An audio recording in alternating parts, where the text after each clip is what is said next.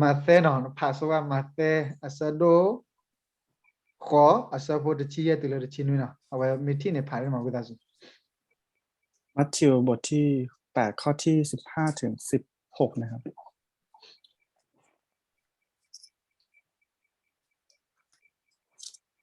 ดอทูบาเวซูดอตัญญากูนี่หาทอกุยเลอโลดอเวดาเกสเทมาเคียปวาตามาเลอโอโลดอตูมือฮาโลดอปวยสูปวาเลปวาเฮสูปวาเลตานาอุเลอโลอากาสูโอดอเวดาฮอทอกุยตะตะพานิเลอกลูตบอดอมาบลากิกิเยปวาเลอมาร์เกบาร์พานิเคลโลดีโตอุยชายาอกลูกเลทอปวทอเวโลสิเวดาအဝေဒအကဆာဒဝေဟိနေပတဆုကေမီနောဒေါ်ဆုပတဆုတဆာလောเอาไว้ปกติไปก็ใช้สุครีเอาไว้โทบ้าไว้ได้พอเลิกบ้าถ้าชุดตาชาหรอแล้วนอกโคกันตาบลัมก็ข้อที่เมื่อกี้ที่เหมือนพี่น้องของเราอ่านก็คือมันจะมีข้อที่บอกว่าพระเยซูคริสต์เนี่ยได้ทำให้เราผู้ที่เจ็บป่วยเนี่ยสามารถหายจากโรคได้แล้วก็จะมีเนี่ยตาวิตานาโอเลปูนากินเนี่ยบลาเกย์เป็นแล้วก็อีกอย่างหนึ่งก็คือพวกผีสิงหรือว่ามารที่อยู่ในตัวของเขาเนี่ยก็หายเช่นกันตอนนี้ปกมาโลราเคลลุยโบนอแล้วก็มาบลาราปนอกโคตาชันวันนี้เราก็จะมาเรียนในทาง4ทางที่จะทำให้เรามันหายจากปัญหาหรือว่าโรคฝ่ายวิญญาณแกเอาไว้เคลเตอร์บุเนี่ยนอนตัวรู้สึกชมมันดีเลยนะบ้าแต่ละนอกโคตาชันเนี่ยเอาไว้อาจจะกินเนี่ยพอมีชาลเนี่ยพอเลยเอาไว้แต่สิ่งอย่างคือกลัวเนี่ยพอเลยตาชาฮิลก็เหมือนโดยทั่วไปเนี่ยเวลาเราเจ็บไข้ทางร่างกายเนี่ยส่วนมากเราก็จะไปเหมือนโรงพยาบาลนะเอาไว้พอนั้นนอร์ชาลิมาเราโอ้ยเอาไว้บางคนก็อาจจะเหมือนแกล้งหรือว่าเสแสร้งเหมือนทำเป็นป่วยอย่างเงี้ยก็มีเอาไว้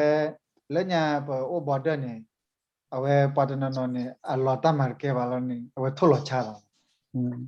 ก็เหมือนกับตอนที่พี่ชายเนี่ยอยู่หอนะครับก็บางคนก็เหมือนกับไม่อยากเรียนหรือว่าไม่อยากทำงานก็แกล้งทำเป็นป่วยแล้วก็ไม่ยอมไปเลยนายยิ่งเตะได้ข่าวอาจจะไม่เอาไว้ตาชาร์กันไม่หมดเนาะก็สิ่งที่เราพูดก็อาจจะมันไม่ได้เกี่ยวกับอันนั้นครับแค่เหมือนพูดถึงเฉยๆแกเอาไว้ได้แต่ละนกโคตาชาร์กันเนี่ยเอาไว้ปกติมาเลยปกติบ้านสิ่งเนี่ยเนาะอารีข้อที่เฮ้ยไปเลยการที่เราป่วยทางกายเนี่ยเราต้องรู้จักต้นตอของการที่เราป่วยเนี่ยรู้จักต้นตอของการป่วยเนาะเอาไว้โดดีตลอดในสาบับข้อเฮ้ยไปเลยบ้านสิ่งอย่างรีข้อที่ยกตัวอย่างเช่นเวลาเรารู้สึกเศร้าหรือว่ารู้สึกเสียใจเนี่ยมันมาจากไหนเราต้องรู้จักต้นตอแล้วก็รากของมันดอตาชุดตาชาเนี่ยเคลเคจิเนี่ยตาชุดตาชาเนี่ยโอเวรักขี้เลยก็เหมือนการเจ็บป่วยเนี่ยมีประมาณ2ประเภทนะครับเอาไว้ได้ตอนที่จะตบล้อข้อเนี่ยเอาไว้เกล้าแต่เลยเป็นนิสก์เขาเนาะเกล้าแต่ปกติมาเลยเดี๋ยวเรานิสก์สิตาเนี่ยภาษาปัวเราปกติเป็นบาลอจ้าเราดอปกติมาเราประชุมชาละเอาไว้ในนิสก์ประเภทแรกก็คือเหมือนกับการเจ็บป่วยตามเหมือนกับอายุแล้วก็วัยของเราที่เราเจ็บป่วยตามเองถ้าชุดตาชาตนอร์เป็นปฐปวาดีใช่ปะเนาะเอาไว้ได้ปกติมาเราปกติบางทีเรานั่นเกี่ยวเอาไว้เกี่ยวเราตาชาเนาะไม่เหมือนก็อีกประเภทหนึ่งก็คือเหมือนกับเรายังไม่ได้แก่เลยแต่เราก็ยังเป็นหนุ่มสาวแต่เราก็ยังได้รับการเจ็บป่วยหรือว่าโรคภัยเหล่านั้นเอาไว้ปกติสิ่งอย่างอาวิคอติแค่เลยมาปกติสมีสมองอาวิคอติดีต่อปกติมาบลาวรากับบลาก่อนเหมือนเราต้องรู้จักต้นตอแล้วก็รากฐานของปัญหาที่เกิดขึ้นหรือว่าโรคที่เกิดขึ้นเพื่อที่เราจะสามารถเยียวยาและรักษามันถูกต้องได้แกเอาไว้ในเลต้าใจฮีเนี่ยบ้านมนุษย์ปัดท่อนาตะโก้เลยบ้านมนุษย์ปัดมันทอลกิโลโคเลยดอกบ้านมนุษย์เลยปกติมาเลยปัสติก้อนนาตาติก้อนเลยดีต่อรอปกติเนี่ยโชนตาชัยเนี่ยเฮเพลเลยปกติเนี่ยโชวัน ก็เหมือนยกตัวอย่างนะครับเวลาเราไปโรงพยาบาลเนี่ยก็จะมีคนมาวัดไข้แล้วก็เหมือนชั่งกิโลวัดส่วนสูงแล้วก็ถามรายละเอียดการไปมาของเรามา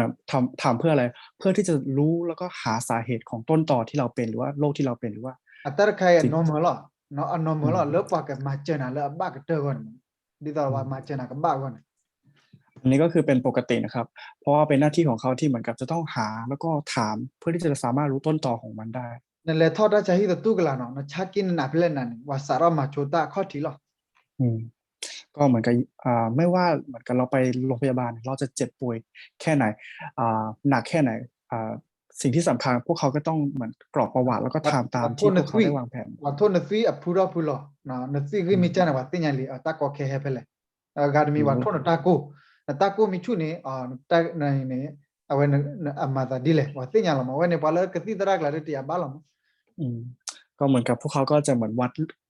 ตรวจเลือดแล้วก็วัดไข้แล้วก็เหมือนความดันต่างๆ แล้วก็อ่าเหมือนวัดไข้อย่างเงี้ยพวกเขาก็จะรู้ว่าเหมือนว่าเท่าไหร่อะไรยังไงแล้วก็ต้องให้ยาอะไรประมาณเนี้ยพวกเขาก็รู้หมอก็รู้ awe da ke ti tara le agi le se no ni no ta ki da na we te le hi lo ba ke ti le ka ba all lo ni ki de blo khono ka ke ti tara le se no na ma ก็เหมือนกับถ้าสมมุติว่าเราเป็นหมอที่เหมือนกับเชี่ยวชาญหรือว่าหมอที่เหมือนเข้าใจในโรคเนี่ยพวกเขาจะไม่ให้ยาทีเดียวแล้วก็ให้คนไข้เนี่ยกลับไปแล้วก็กินยาตามที่เขาให้ไม่ใช่ အခုသိညာချိုဝရပါရဂယအတကိချပလေပါရဂယအချုကိချကေပလေဒီတော့ကဘာမချဝဘဘနာ อืมเขาก็จะเหมือนศึกษาแล้วก็ดูกันเหมือนกับอ่าปฏิภาณของคนนั้นว่ามันต้องมันเป็นอะไรยังไงแล้วก็เกิดจากอะไร တော့ကတိတရတနနောနေအဝဲတကိတနေအဝဲချေနေပါကတိလောတကိတနေအဝဲတော့ပါကတိလောအဝဲနေကတိတရလည်းတဆေနောတနနောနေ อืมก็เหมือนหมอบางคนเนี่ยเหมือนกับ1 2 3ก็คือเหมือนกับฉีดยาแล้วก็ให้ยาแล้วก็กลับบ้านเนี่ยพวกเขาเหมือนกับถ้าพูดแบบนั้นคือหมอพวกนั้นมันไม่ အဝဲနေအကေရော ไม่ ဘတ်ဒို ชัด ကေ เจน အဝဲကေရောကေ side effect บတ်ဒိုကေပါအာမမ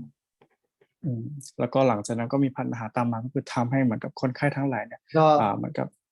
ต้องทุกข์ทนเนี่ย တမိထဲလည်းကတိတရပါတနနောနေအိုခေါ်ရကေပါမိချနေပါအော်ကတိလောနော်အတလေခုသိညာတကိလောတိဝလောအော်လောအဝဲနေဘတ်ဒိုကေနာယ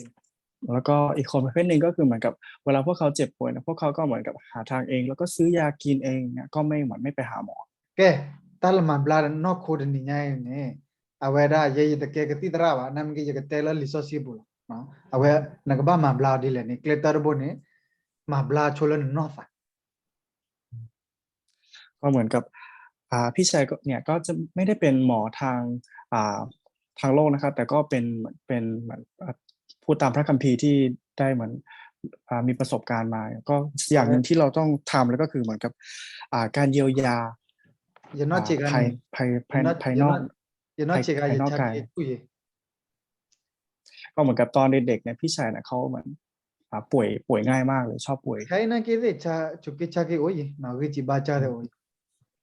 ตอนนี้ก็เหมือนกันเขาก็ยังคงป่วยอยู่แล้วก็ยังมี เอา บ้าง ไว้บ้ามันนึงเลยบ้าเทวดามาบลาชุลนอสาเลยดอดูชมว่าเดอชาเลยยนอโคดเว้ดูบ้าเลยมาบลาชุลนอสาเอาไว้เนี่ย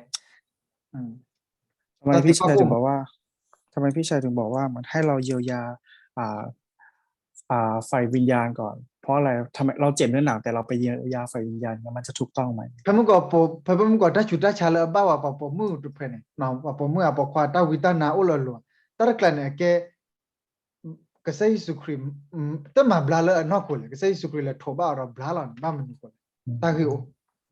ก็เหมือนกันในพระคัมภีร์ที่เราอ่านไปเมื่อกี้ก็คือมีทั้งชายหญิงที่เหมือนกับป่วยแล้วก็เหมือนผีสิงเข้าอย่างเงี้ยพระเยซูคริสต์เนี่ยไม่ได้เหมือนรักษาเขาทางกายภาพเลยแต่ว่าเหมือนรักษาเขาแค่แตะต้องเขาแล้วก็ผีก็ออกเลย เอาไว้ได้ถ้าชาเลเกเราสักข้อที่เขาบอกเลยลิโซยูเตวันนี้เอาไว้มีเวลานอสัตาก็ได้แค่แล้วเนาะนอสัตาก็ได้แค่แล้ว ปัญหาทางกายที่เกิดขึ้นเนี่ยก็คือเป็นปัญหาทางฝ่ายวิญญาณที่มันเกิดขึ้นในตอนนี้ แต่มุสีสะดุดสะโพสะดุดแต่ดูแลคิจิเนี่ยบ้านเนี่ยเพนเกวดาตาชาเคลตาชาสารดาเพนเนาะ ก็คือในปฐมกาลบทที่3ข้อที่1 ถึง 20ที่เหมือนกับเป็นการจุดเริ่มต้นของโรคภัยไข้เจ็บทั้งหลายที่เกิดเข้ามา เอาไว้เนี่ยตัวที่ว่าเลยแต่มุสีแต่เนี่ยเพนเนี่ยตาชาเลยไม่ว่าตาเดบาเลยไม่ว่า มุกอลีแล้วเมื่อตาหลบผ่าเราก็ใส่ว่าเนาะอะคู่นี้เอาไว้ให้โจเนี่ยว่าตาสุดอตาชุตาชาดูได้เลยตาสี ก็ในปฐมกาลบทที่3ข้อที่1ถึง6เนี่ยก็บอกถึงความไม่เชื่อคือบาปแล้วก็การไม่เชื่อฟังแล้วก็การทำตามความต้องการของตัวเองแล้วก็กลายเป็นความบาปแล้วก็กลายเป็นเหมือนโรคต่างๆที่เข้ามาแล้วก็ถูกสาปแช่ง บ้าม จน นี่ ถึ เล ง ย วันตายอย่างเงี้ย บ้ามนี่เลยบ้าสีเลยขอบเลยตาชาวิข้อถิ่นใคร ทำไมเราถึงต้องตายครับเพราะว่าต้นตอของโรคภัยไข้เจ็บเหล่านี้แหละที่ทำให้เรา เรื่อง ต้ นี้ อง นี่ ตาย นั่นมีกว่าเลยเติมมุสีอาซาโดเอาไว้ได้เย่ฮูนี่นั่นก็ที่ว่าเลยก็ใส่ว่าปามูได้ปาเรื่องนี้อามูเลยนี่คุยกันหยาบเลยนะอามูตัวเลยนี่คุยกันหยาบเลยนะ ถ้าเราดูในปฐมกาลบทที่6ข้อที่บทที่6ข้อที่บทที่6บทที่7เนี่ยก็พระเจ้าเนี่ยเหมือนสร้างมนุษย์ขึ้นแล้วก็ทำให้มนุษย์เนี่ยมีชีวิตถึงเป็น1,000 ปีหรือว่า900 กว่าปีเลย เอาไว้ในเย่ดอคูนั่นไม่กี่เลิกคูนี่เติมมุสีสะดุคูนี่ก็ใส่ว่าเทวดาขอบเลยเติมมุสีสะดุสระใครคนนี่เอาไว้ที่มาตัดเดบาคูนี่เอาไว้ได้ก็ใส่ว่าเทวปวดที่ไพ่นี่ก็ใส่ว่าเทวซาซาอุลติลาวาดูมัน ก็เพราะว่ามนุษย์เนี่ยเสื่อมนะครับเพราะพระเจ้าเนี่ยได้บอกไว้ในปฐมกาลบทที่6ว่าเพราะเราเสียใจที่ได้สร้างมนุษย์ขึ้น พระเจ้าก็เลยทำให้เหมือนมนุษย์อ่ะมันมีอายุ เอา น้อย ไว้ ลง ก็ใส่ว่าเทวอยากให้ดูโอมูเกดูอันนี้ตัวอย่างคิดชิล่ะ อืมแล้วพระเจ้าก็ได้ตรัสว่าเราจะให้มนุษย์เนี่ยมีชีวิตอยู่ถึงแค่120เท่านั้น โอเคเนี่ยมาตะกาละอันนี้โอตะกายาคิดชิดูที่บาร์กายาเพื่อที่จะ ก็ยกตัวอย่างนะครับในยุคของเราเนี่ยเราเคยเห็นหรือเปล่าที่ เอา ม ไว้ นุษย์อา ไม่ ยุ ตาเลย มากกว่า120 อำลากายาจะกระโดดมา มันแทบจะเป็นไปไม่ได้เลยแทบจะไม่ค่อยมี เอาไว้เนี่ยอเมสิก็ตากอตาแค่ข้อที่เขาบอกข่าวมั้งเนาะ นี่คือปัญหาต้นตอครับ แกปนกคุยเนี่ยปนกคุยละอามาตาเดบารอปนกคุยละตมาตาเดบาวานี่นกคุคิใครเนี่ยอากาล็อกคิชอบเลยกันลิชโม ก็คือเหมือนกับร่างกายของเราเนี่ยทำบาปกับร่างกายของเราที่ไม่ทำบาปเนี่ยคุณคิดว่าร่างกายส่วนไหนที่จะคนไหนที่จะล่มลงก่อน ปนกคุยละอจีดอกใส่ว่าดอกปนกคุยละอาศิญญากใส่ว่านี่เอาไว้ในชั่วโมงนกคุคิใครเนี่ยอากามูจิเลยกัน ก็เหมือนกับร่างกายที่รู้จักพระเจ้ากับร่างกายที่ไม่รู้จักพระเจ้า คุณคิดว่าร่างกายไหนที่จะอยู่ได้นานกว่า แล้วก็อยู่ได้นานกว่าในโลกนี้ ปนกคุละอัมลูอัมมาราเพปตาป้าไปบัวตามาป้าไปบัวตาออกป้าไปปนกคุละกเตกตอตาโมกกว่าเทลอตาเนาะออตาลบากเตกตออักนชโมอักรีบเลยครับ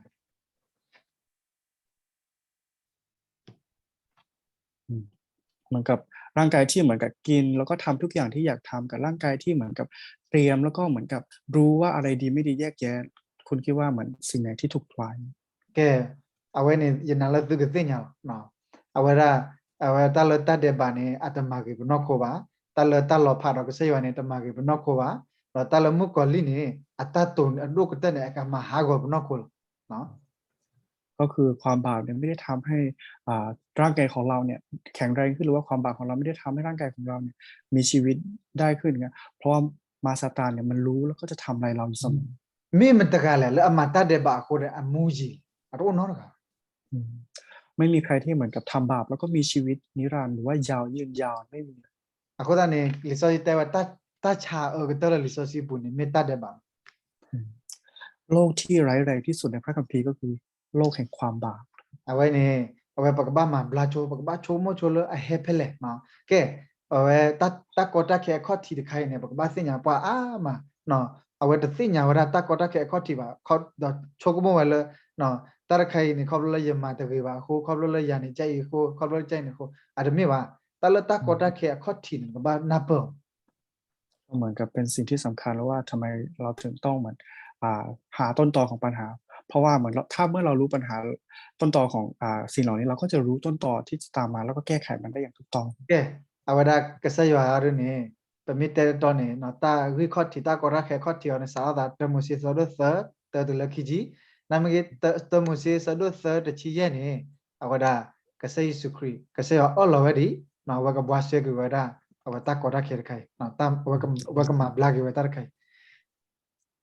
ก็ คือเหมือนแน่นอนว่าในปฐมกาลบทที่3ข้อที่1ถึง20เนี่ยเป็นความบาปแล้วก็มนุษย์เนี่ยไม่เชื่อฟังแต่ว่าพระเจ้าได้สัญญาแล้วก็เตรียมไว้เตรียมพระเยซูไว้ก็คือในปฐมกาลบทที่3ข้อที่15นะครับ ကဲအဝဲအာဆူအဘလောနေနသူနော့ခိုလတာကောတာခဲလပေါ်တော့တာနေ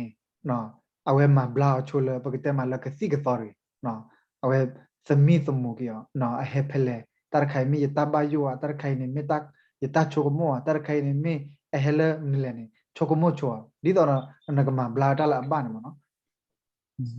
ก็เหมือนกับยกตัวอย่างเวลาที่เราเจ็บป่วยเนี่ยเราอย่าเพิ่งแบบรีบร้อนกินยาหรือว่าอย่าเพิ่งเหมือนรักษาตัวเองแต่ให้หาต้นตอว่าเรามันเกิดจากอะไรแล้วเหมือนหาวิธีที่จะสามารถมันรักษาจากข้างในได้ အဒုကတနေနော်လဘကမဘလာဝဒပနပကတဲ့မလာတကတကတဲ့မီနေဒဒါနံပါတ်2လောအလောကစေစုခရီနော်အဝဲနေတလကစေစုခရီနေအဝတရနကမနိတဆုကေတကပါနေအဝဒတခိတနာနော်အပေတရတမတိတာပါနာနော်နမီအလောကစေစုခရီ เหมือนกับเราจะหลุดพ้นจากบาปได้ไงก็คือเราต้องเหมือนต้อนรับเชื่อพระเยซูคริสต์นะครับเหมือนเมื่อเราต้อนรับพระเยซูคริสต์เนี่ยเราไม่ใช่แค่เหมือนเอาชนะความบาปได้ แต่เราจะสามารถทำลายไม่ให้ความบาปนะเหมือนกับทำให้เราเหมือนเจ็บป่วยได้ซ้ำๆอีก အဝဲလီဆိုစီပူနေပေါ့အာမနော်သဘာပေါ်ပေါ့အာမတချာဘလာပေါ့အာမဘကိုဘကိုထီလာတာကစေစုခရီးရနေဘလာကခဲလအိုးဟိုနေ เพราะในพระคัมภีร์เนี่ยมีมากมายนะครับคนที่เหมือนกับทั้งชีวิตของพวกเขาเนี่ยพยายามหาทางที่จะรักษาโน่นนี่นั่นไม่สามารถรักษาได้แต่ว่าพอเขาเจอพระเยซูคริสต์เนี่ยเขาก็สามารถหายได้เหมือนกัน အဝဲနမီကွာလေစပစ်ရူအဝဲလေပကတဲ့မလာအဝဲလေထီလာတာပေါ့ခေါ်တယ်ပါလားအဝဲချင်းနော်ခေရလာတလူဟိမညာနေနော်ဖဖမတာဆဒုသန်အဝဲပါခေါ်တယ်ရကနေပါမကျော်ဘတ်တဲ့နော်ကစပစ်ရူလေဟိအကစေစုခရီးအဝဲကချက်ထဟာ ก็ในกิจการบทที่3นะครับที่เปโตรเนี่ยได้ไปเห็นชายคนหนึ่งที่เหมือนกับเขาเป็นอัมพาตนะครับเหมือนกับไม่สามารถเดินได้แล้วก็เหมือนไม่มีใครช่วยเขาแล้วก็ไม่มีใครเหมือนบอกเขาแต่ว่าเปโตรเนี่ยได้บอกข่าวประเสริฐกับเขาจนทำให้เขาเนี่ยสามารถลุกขึ้นยืนได้ด้วยตัวเอง ตรไคลอลามาเนาะเวลานนอกโคตากอตาเคียตาเลเฮลฟานก็เซซุครีเมตาซิเซล อันนี้เป็นปาฏิหาริย์มากนะครับเหมือนกันไม่ว่าจะปัญหาทางร่างกายหรือว่าฝ่ายวิญญาณ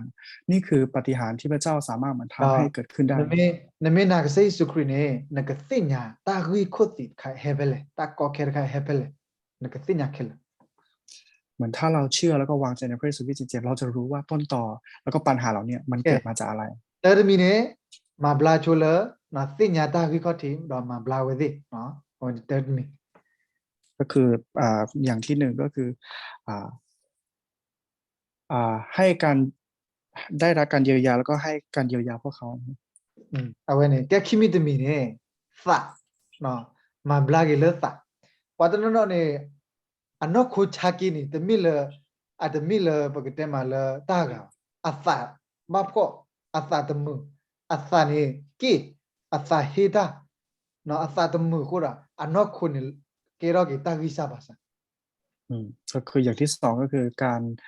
รได้รับการเยียวยาทางจิตใจนะครับเพราะว่าบางครั้งเนี่ยเวลาพวกเขาเจ็บป่วยนะพวกเขาถึงแม้ร่างกายของพวกเขาสิ่งที่เจ็บกว่าก็คือหัวใจหรือว่าจิตใจของพวกเขาเนี่ยเมื่อเขาจิตใจป่วยเนี่ยก็จะทำให้พวกเขาล้มเหลวเอาไว้ตานอกก็ละนอชูเคลละนสามีตมือวะนสามีตคูดพอวะนสามีเอนี่นสามีบาพก็นสามีติตานกมาชานนอกก็นอกก็ละนวิกละก็ยออันนี้คือเป็นความจริงนะครับเหมือนกับเมื่อจิตใจของเราเนี่ยได้รับ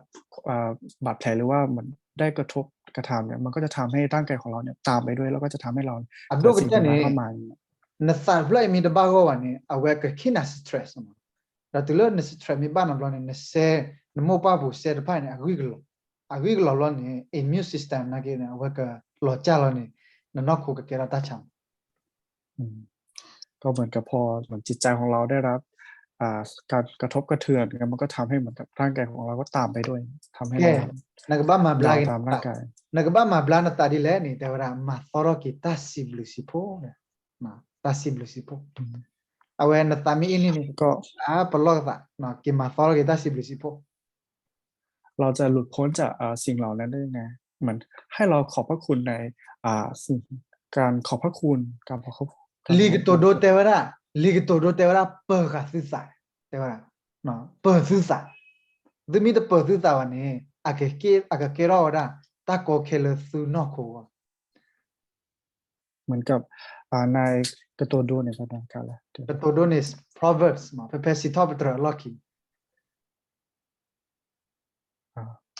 อ่า proverbs do you know proverbs อ่า yeah yeah โอเคอวเตลดาเขาบอกว่าเหมือนกับในพระคัมภีร์เมื่อกี้ที่พี่ชายบอกเนี่ยเขาบอกว่าเหมือนกับให้ใจของเราเนี่ยเหมือนกับทุกวันควบคุมใจของเราเอาไว้ proverbs chapter 4เนี่ยเอาไว้เนี่ยเด็กพาไปเนี่ยเปิดนะ ภา ฝา ษิต สุภาษิตเนาะเอาไว้เนี่ย สุภาษิตโอเค พาลิซาซีว่าพาลิซาซีไงหรือเอาไว้เนี่ยจันนะแกเอาไว้แกเวลาวิตาสุเนาะลาบรุนภาวะแต่ที่สังนี้เยอะที่คือดูเลยที่ขอเลยลิซาซีต่อไม่ได้เว้ยดงเอาไว้ first Thessalonians 5:16 to 18ภาวะดิเตสลานี ซาโดเย อะไรคือบ้านอะไรนะ ซาโดเยที่คือดูเลยที่ขอThessaloniansนะorderลิซาซีปานะ เนี่ยเตสลานีสะดุเยสะโป ที่คือดูเลยที่ขอ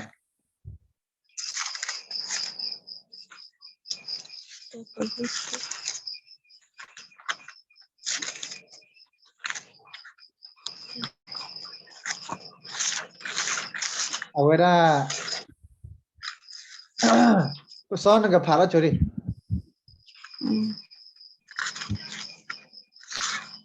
Can you read it สอนให้สอนอ่านนะครับ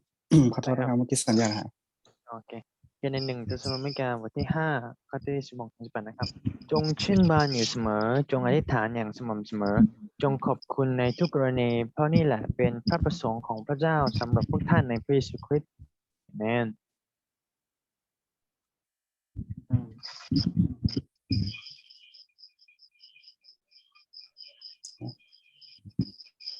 ที่คือตัวเลขที่หัว พาดิ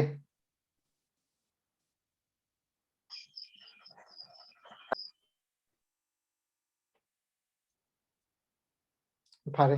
ที่เหลือ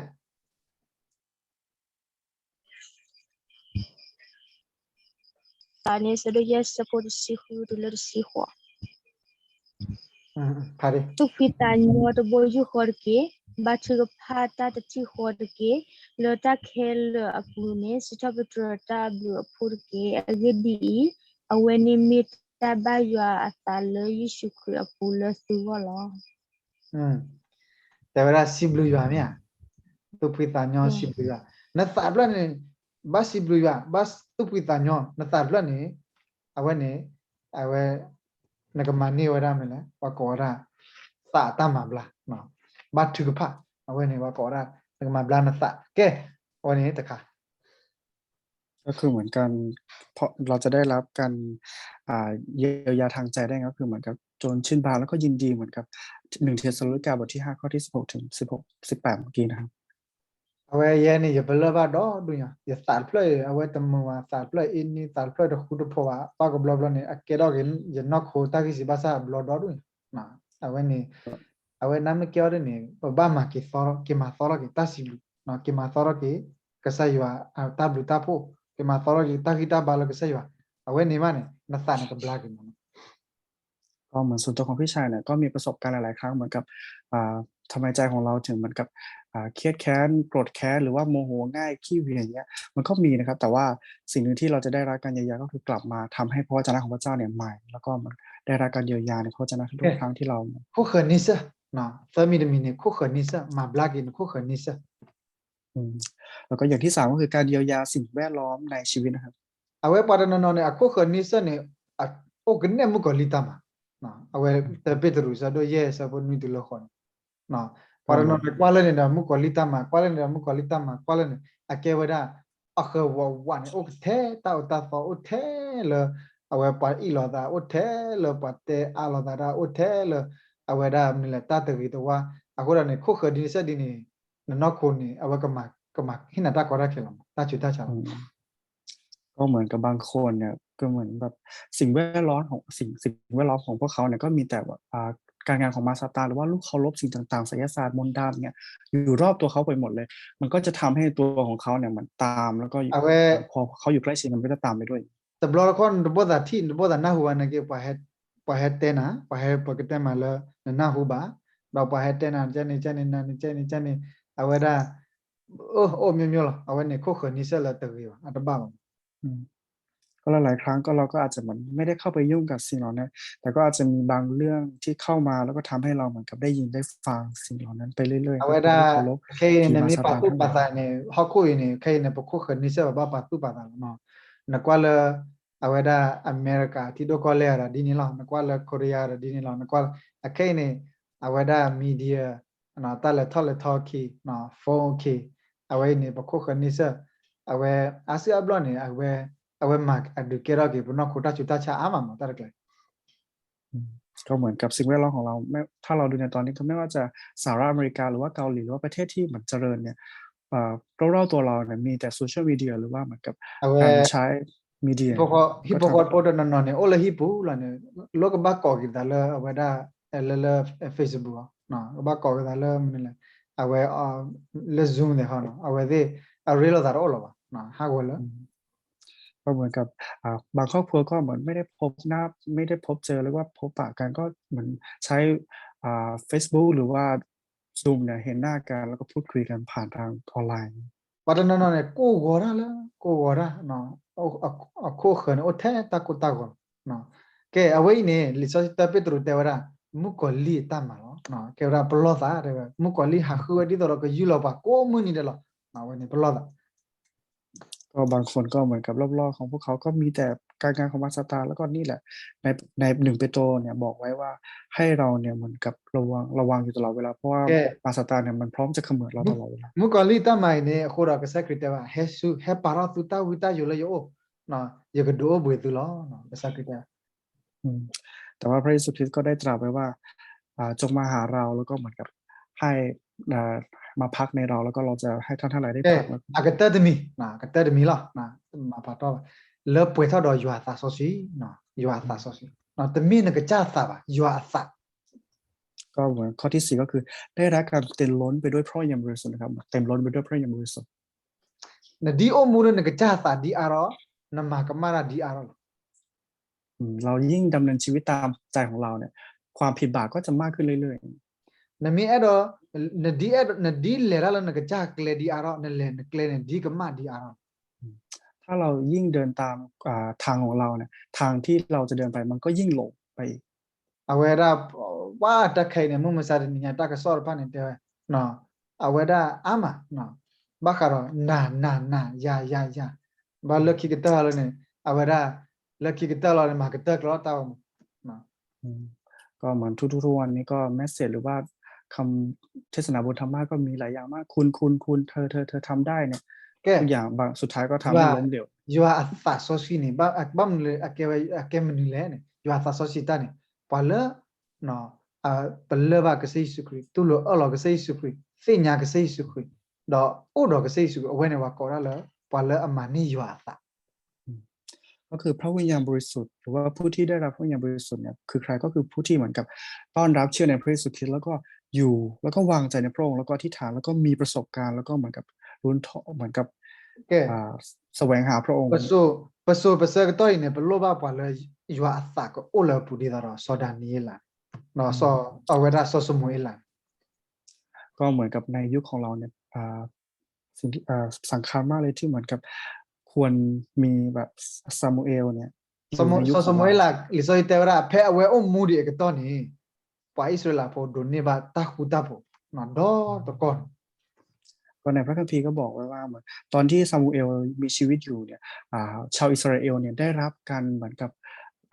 ได้รับการพร้อมเพรียงอยู่ในพวกเขาเนี่ยพร้อมเพรียงกัน ta ta ma bla pa israel po mani ta hu ta po pa israel po tu khu sa khu no ปะปะบ้าปะลูบ้าปะดีนี่มุมซาตินี่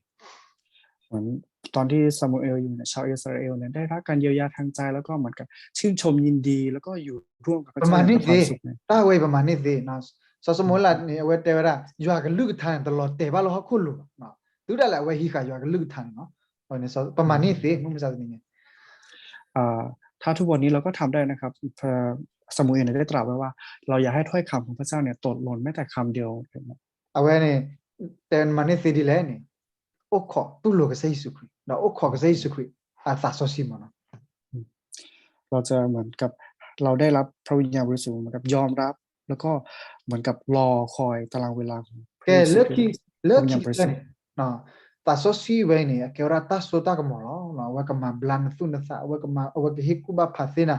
เราว่าก็โตโลนะว่าก็ลึกทาว่าก็ดูซินะเราตากิตาเอาว่าก็ดูกุซินะ สุดท้ายนี่ก็คือเหมือนกับ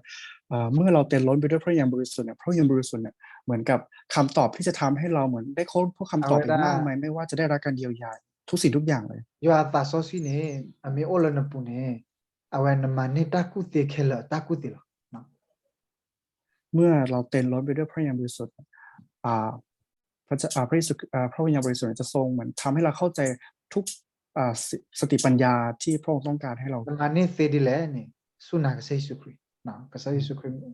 ก็เห็นตาซอซี เราจะได้รับสติปัญญาที่แท้ได้ยังไง เชื่อวางใจในพระเยซูคริสต์แล้วพระวิญญาณบริสุทธิ์จะเต็มล้นในเรา เวลาคิดเนี่ยนอมนี่แหละนอละพอนักพาระเอพิสุสะโดเยดชิขอดีนะเพเตวระนักพาเพนี่อะไรดูมาแล้วก็เตอร์เชื่อพวกพา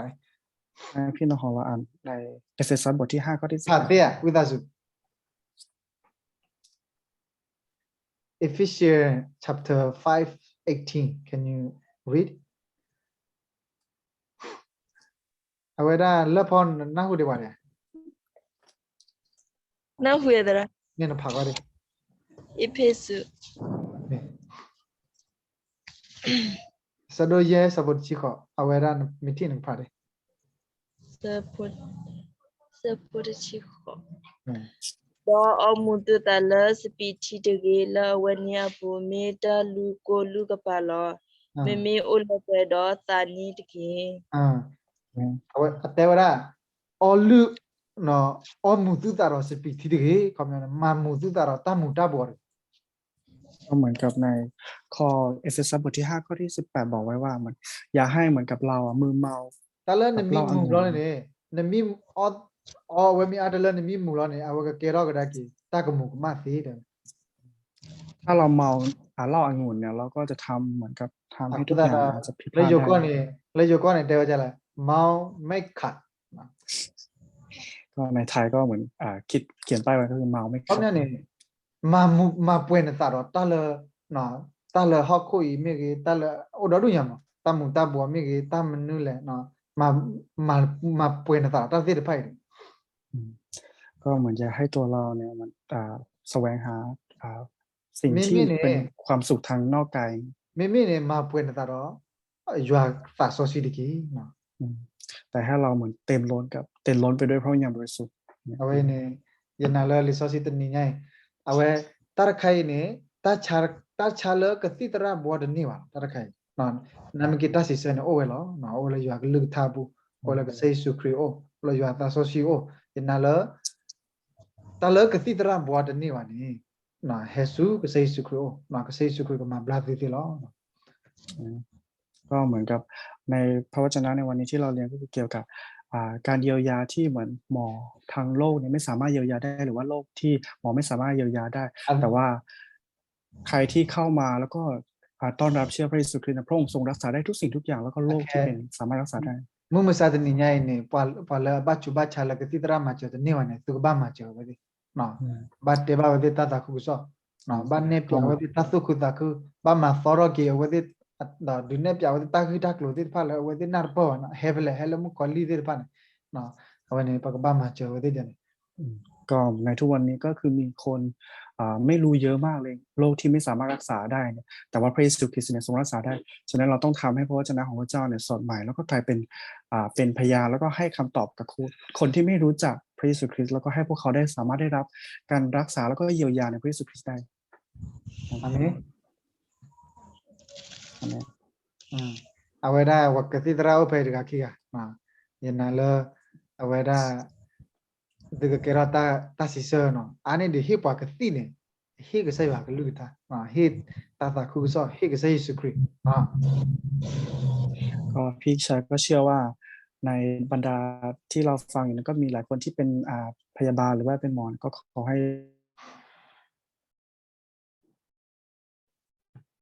เราให้พวกคริสเตียน นะแล้วอาเซียบลอเนี่ยอากัวกะติกตอเนาะเอาไว้มอซูดมาดินี่ดิ